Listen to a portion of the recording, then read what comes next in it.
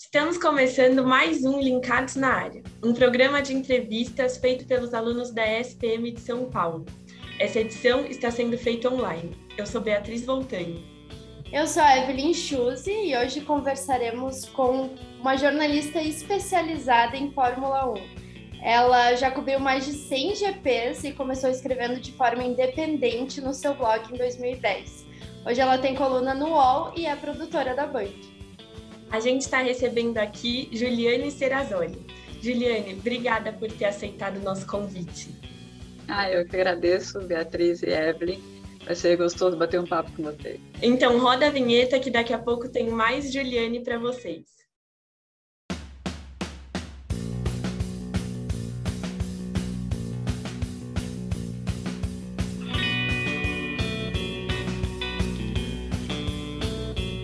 Bom, para começar, Juliane, você pode contar para a gente como começou essa sua paixão por Fórmula 1? Eu nem lembro muito bem, na verdade, porque tem uma tia minha que me conta para mim que uma vez ela foi me visitar e eu, com 2 anos de idade, estava assistindo uma corrida e nem falei oi para ela. Então, é uma coisa que vem de antes mesmo das minhas primeiras memórias. Mas eu assistia a corrida com meu pai. Meu pai assistia, não porque ele era vidrado em automobilismo, ele gostava de esporte, e eu assistia com ele. E aí eu acabei gostando de Fórmula 1, mas também de outros esportes também. Qualquer coisa de esporte que tem na TV eu estou assistindo. E se começou desde cedo, quando você viu na Fórmula 1 uma oportunidade para fazer sua carreira? Eu não vi uma oportunidade, na verdade. Não foi uma coisa que eu planejei. É uma coisa que eu sempre quis. Então, com 9, 10 anos, escrevia matérias, o que eu achava que eram matérias sobre as corridas e dava para os meus professores lerem, né? E eu queria ser o Reginaldo Leme quando eu era criança, assim, né? Cada criança tem seu sonho, meu sonho era ser o Reginaldo Leme. Acho que eu gostava da Fórmula 1, mas eu gostava dessa ideia de viajar também, que é uma coisa que eu gosto muito, de conhecer outros lugares. A cada 2 semanas você está num lugar diferente. Então, para mim, era uma coisa muito atrativa. E também o jornalismo foi uma coisa que eu sempre gostei, que eu sempre achei que eu ia ser jornalista desde muito pequena. E aí eu fui fazer jornalismo, que eu nunca tive uma segunda faculdade que eu imaginei fazer, fui fazer jornalismo, e já no terceiro semestre eu comecei a trabalhar na área do jornalismo esportivo, mas bem longe da Fórmula 1. Eu fazia musculação, corrida de rua, fitness, uma coisa completamente diferente. Editava jornal na parte de futebol e tudo mais. Então, eu estava bem longe da Fórmula 1, mas eu sempre gostei muito. Foi daí que veio a ideia de eu escrever o blog, não pensando, um dia eu vou chegar na Fórmula 1. Naquela época eu já nem pensava nisso mais, achava que era uma coisa distante para mim. Comecei a escrever só porque eu gostava mesmo de escrever sobre o tema e acabou dando certo. Você acredita que no Paddock com a Ju é um grande diferencial seu? Conta mais pra gente sobre esse projeto aí. Esse é um projeto que, na verdade, quando eu comecei a falar sobre ele lá no paddock da Fórmula 1, já teve algumas pessoas que olharam com desdém, achando que eu estava pedindo vaquinha, fazendo vaquinha para fazer a cobertura. Na verdade, não é isso. O que eu sentia a falta é que tinha muita coisa que eu queria fazer, vários produtos que eu queria fazer, como lives, como podcast, uma coisa mais integrada com o que as pessoas realmente queriam ver, mas que eu não tinha a plataforma para fazer isso. E aí, com esse projeto do Catarse, eu tenho uma plataforma, né? As pessoas me pagam diretamente por um conteúdo mais especializado. Ao invés de eu ser empregada de alguém que vai fazer isso, eu mesma faço. Eu sou muito eu mesmo mãos à obra, né? Mesmo quando eu comecei o meu blog, eu fiz o blog totalmente sozinha até hoje. Meus vídeos no YouTube, eu que faço, eu edito, eu faço tudo, eu gosto, porque todo o processo faz você aprender, né? E estamos aqui para isso, né? Estamos aqui para aprender sempre. E quais são as dificuldades em cobrir a Fórmula 1?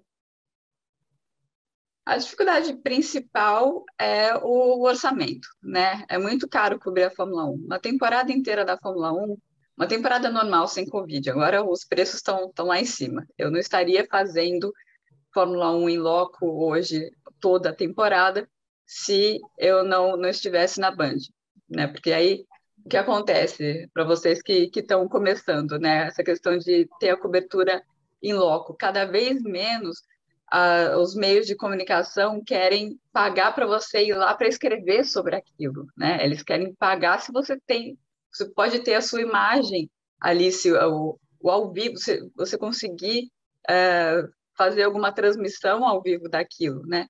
E como jornalista freelancer na Fórmula 1, eles não permitem que você faça coisas ao vivo de lá de dentro. A única coisa que você pode fazer é escrever, um monte de questão de direito de imagem e tudo mais. Eu não posso sair no paddock fazendo uma live lá. Eu perco a minha credencial se eu fizer isso. Então, a grande dificuldade hoje em dia, se você for escrever, é você conseguir o dinheiro para fazer isso. Voltando ao que eu estava falando dos custos. Uma temporada saindo da Europa, então você já vai precisar mudar para a Europa. Saindo da Europa, uma temporada não sai por menos de 25 mil euros. Imagina, você tem que ter um orçamento de 25 mil euros. E eu estou falando de fazer as coisas de jeito barato. Tem gente que é fácil você estourar o orçamento lá para 40 mil. Então, essa é a grande dificuldade, você conseguir convencer os meios de comunicação de que vale a pena. E eu posso dizer para você que vale a pena, porque Fórmula 1 dá audiência, é um bichinho que dá audiência. E ainda sobre cobertura, como é ser mulher em um ambiente predominantemente masculino e principalmente fazer cobertura sendo mulher e de uma cobertura que já foi muito masculina? Na verdade, isso foi sempre uma coisa que as pessoas viram sobre mim mais do que eu me colocar como mulher em qualquer uma das situações em que eu estava. Eu nunca pensei, eu sou uma mulher fazendo isso, porque para mim foi uma coisa tão natural, veio de casa, da minha criação, que eu gostava de corrida e nunca alguém em casa falou, isso é coisa de menino, para com isso. Então, na minha cabeça, eu só estava indo fazer o que eu gostava, falando de alguma coisa que eu sabia falar, porque eu já via desde pequena. E qual a diferença entre eu e um menino que viu a Fórmula 1 desde pequeno, que resolveu trabalhar? Não tem diferença absolutamente alguma. Mas essa era a minha percepção sobre mim. A partir do momento que eu cheguei lá e eu comecei a ser tratada de um jeito diferente, bateu uma coisa, espera aí, né? Qual é o problema de vocês? Eu ainda continuo vendo que o problema é deles, o problema é a percepção. A minha atitude nunca mudou. Não me vejo como uma mulher cobrindo Fórmula 1, e sim como a nossa língua portuguesa é um pouco ruim para falar isso, mas como jornalista cobrindo Fórmula 1, independentemente do gênero. E agora sobre a cobertura jornalística no geral, como é a receptividade das equipes e até mesmo dos pilotos com os jornalistas? Depende muito, até dos próprios jornalistas que eu sempre achei curioso. As primeiras corridas que eu fui, sabe, todo mundo olha para sua cara, fala uma cara nova aqui. Tem um pouco daquela coisa, uma cara nova e é uma mulher, e é uma mulher brasileira, né? Tem todo o estigma de mulher brasileira e tudo mais. Mas eu, às vezes, me sentia um pouco visada por um lado e, às vezes, invisível para o outro lado, né? Você levanta a mão para falar e alguém te atropela na frente e tudo mais. Depois que eu estava uns 5 anos na Fórmula 1,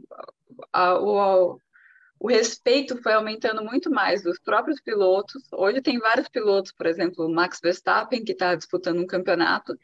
Ele me viu lá desde a primeira temporada dele. Eu estou cobrindo lá desde a primeira temporada dele. Então, essa invisibilidade acaba se tornando um respeito, porque todo mundo sabe o quão caro é para você cobrir a Fórmula 1, e se você está lá há 5, 6 anos, quer dizer que você estava fazendo um trabalho bom, porque tem ainda alguém colocando dinheiro em você para você viajar o mundo. Então, no princípio era um pouco mais complicado, mas a partir do momento que você ganha seu espaço, se você fica lá por muito tempo, as pessoas percebem que ruim ela não é, né? E aí você tem um respeito maior dos pilotos, os pilotos lembram que você está lá o tempo inteiro, e aí é uma coisa que você vai construindo aos poucos. Antes, a cobertura da Fórmula 1 ela era restrita apenas às corridas em si. A partir de que momento ela se tornou mais intimista, indo para dentro dos bastidores? Ela ainda não foi, né? Na verdade, é só o Drive to Survive, só a Netflix que tem esse acesso todo. Eles vão lá e eles até. Eu vou contar para vocês, até na última corrida, eles estavam com o microfone na gente, da Band, com o microfone em cima da gente. Então a gente até fica, vamos ficar quieto aqui, não vamos falar as besteiras que a gente fica falando, conversas aleatórias no meio. Mas eles colocam o microfone em cima da cabeça de todo mundo, né? E isso mostrou para a Fórmula 1 o sucesso do Drive to Survive, tanto de gente que começou a ver a Fórmula 1 por causa do Drive to Survive, mostrou que eles tinham que abrir um pouco mais. Uhum. Mas o quanto eles estão abrindo ainda tá pouco, né? Eles são muito mais receptivos se você seguir as regras direitinho e só perguntar sobre a corrida. Ainda é muito restrito questão de pergunta, principalmente para a TV. Eu, quando faço entrevistas para o UOL, assim, raramente me pedem para enviar as perguntas antes. Na TV você tem que enviar sempre as perguntas, e eles barram perguntas. Se você não seguir o que você falou que ia fazer, eles param essa entrevista no meio, porque tem essa coisa com a imagem, né, do cara ser visto falando A ou B, que é muito mais forte do que o escrito, né? Então, ainda não chegou nisso de tá mais aberto, né? Eles ainda têm muito cuidado, muito embora o Drive to Survive tenha mostrado que esse não é o caminho. Você acha que a tendência é abrir mais? Difícil, é difícil, porque os próprios pilotos tem uma questão de geração. Os pilotos, estava falando até com o pessoal da produção da Netflix. Os pilotos mais jovens, eles entendem que é muito bom para a imagem deles serem mostrados como seres humanos normais. Os mais antigos, quando eu falo mais antigo, a gente de 30 anos de idade, já tem um pouco de receio, vamos ver falando isso, falando aquilo. Então, se for por esse lado, a resposta é sim, né? Porque se esse pessoal mais novo tem uma relação diferente com o eu online versus o eu privado. A separação é muito menor, porque se você teve a sua infância já digital, você já tem uma visão completamente diferente disso, né? Então, talvez sim, pensando em como essa geração dos Norris, dos uh, George Russell da vida vê a vida. Já que você citou o Drive to Survive, tem muitos fãs de Fórmula 1 criticando a série, dizendo que eles distorcem alguns fatos, talvez, para deixar a série mais polêmica e atrair mais público. Qual é a tua opinião sobre isso? Olha, eu só vi a primeira série, a primeira temporada. Eu achei chato, mas sou eu que eu tô lá dentro e tal. Tem várias coisas que são forçadas, várias coisas que são mudadas, a sequência, né, para dar certo no storytelling deles. Mas em momento algum eles falam que o Drive to Survive mostra os bastidores da Fórmula 1. E em momento algum eles falam que é um resumo da temporada para você entender o que aconteceu na temporada. Então, é fato, eles mudam muita coisa para o storytelling dar certo, mas eles não se propõem a ser uma série documental sobre como foi a temporada. Então, se você entender isso, eu não acho que eles estão fazendo alguma coisa errada. O, o outro lado, o benefício que eles trazem, o tanto de público mais jovem que eles trouxeram para a Fórmula 1 é muito maior do que qualquer crítica que você possa fazer. Só não é um produto que eu não assisto porque não é um produto feito para mim, mas é uma porta de entrada muito boa e muito importante. E falando no público, você acha que, pelo menos na minha época, eu também comecei a assistir Fórmula 1 quando eu era pequena com meu pai, e muitas vezes eu via a Fórmula 1 como um esporte de velhos. E você acha que agora o público jovem aumentou muito mais, o público que acompanha a Fórmula 1? Você acha que o principal motivo disso foi a série da Netflix ou teve outros fatores? São duas coisas, Netflix e esportes. Né? Quando a Fórmula 1 começou a pegar pesado com esportes, São dois públicos que eles entram por vias diferentes. Então, quem gosta de jogar joguinho de simulação de corrida, o jogo da Fórmula 1, os pilotos não gostam muito porque ele não é muito real, mas ele permite a você mexer um monte de coisa no carro. Você sente que você está fazendo o que o piloto faz também, né? E isso ajuda a conectar a Fórmula 1 com o público que realmente deveria estar assistindo Fórmula 1, porque a Fórmula 1 hoje é tão tecnológica, você pega um volante e é tudo cheio de botão, e é uma geração que entende isso, que acha isso legal. E se a Fórmula 1 for depender dos compradores de Rolex, né, que era o que o Ben Eccleston queria, que a Fórmula 1, para não me interessa com o jovem, porque jovem não tem dinheiro para comprar Rolex, né, ele disse isso uma vez. E essas pessoas acham que o bom mesmo é você ter um volante sem botão nenhum.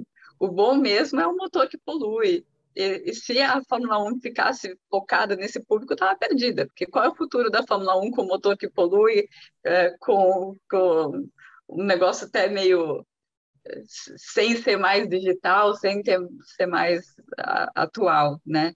Então, não é por acaso e essa mudança vem com a Liberty Media, né? Quando a Fórmula 1 é vendida para essa empresa Liberty Media, uma empresa norte-americana, que visa fazer lucro com a Fórmula 1 e ver, ok, nosso site é uma porcaria, a gente não tem YouTube, a gente barra todos os vídeos no YouTube, a gente não tem Twitter, não tinha nada, porque na época do Bernie Eccleston, como ele não sabia como fazer dinheiro com isso, a Liberty não faz ainda, mas esse é um outro caso. Como ele não sabia como fazer dinheiro, ele bloqueava tudo, né? Os pilotos não podiam fazer vídeo no boxe. Imagina, uma loucura pensar isso. Isso faz 4 anos, 5 anos, não faz 20. Então, com a Liberty, eles focam, né, nesse público. Não é uma coisa que acaba acontecendo, né? Foca, colocando um monte de conteúdo no YouTube, F1 TV, o Twitter, e um monte de coisa, o esportes, e fazendo esse contrato com a Netflix, e aí você entra, esse público mais novo começa a entrar. Não é uma coisa que aconteceu do nada ou só pela Netflix, mas é uma estratégia, e é uma estratégia que estava demorando para ser tomada. Uhum. E agora falando de 2022, já foram anunciadas várias mudanças. O Kimi vai se aposentar, o Russell vai para Mercedes, o Bottas vai para Alfa Romeo. Quais são as expectativas em relação a essas mudanças? Acho que a grande mudança é do carro, né? O carro muda completamente e qualquer coisa pode acontecer.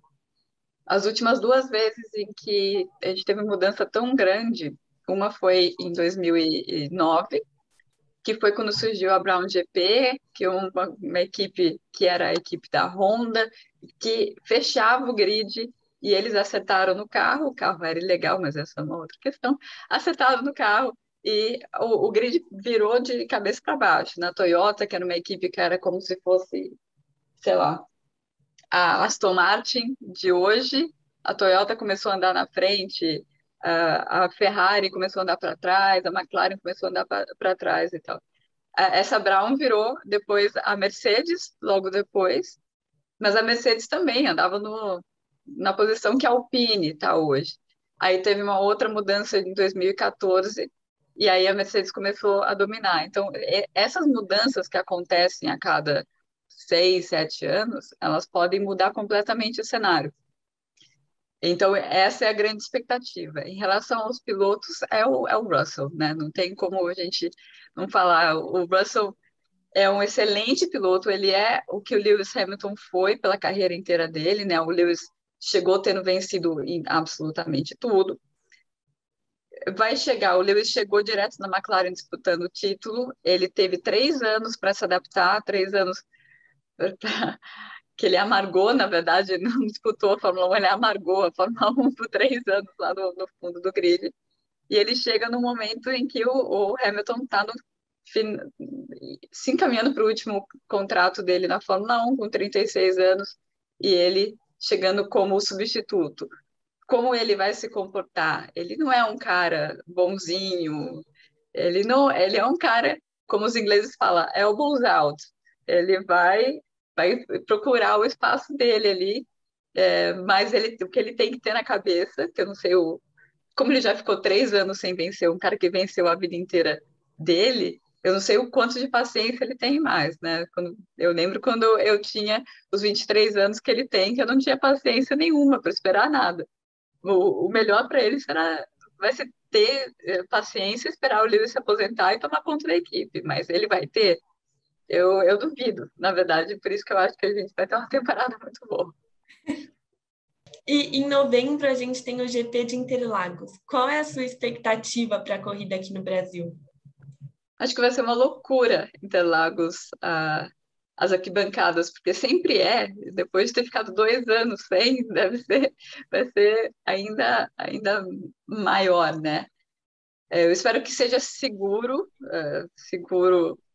tanto do ponto de vista de segurança, sim, porque eu já tive uma arma apontada para minha cabeça saindo de Interlagos, como também seguro a questão da Covid, né? Que parece que em São Paulo tá super bem a vacinação, mas é uma corrida em que muita gente vem de fora, né? Então eu espero que todo mundo respeite as normas e que seja uma corrida segura.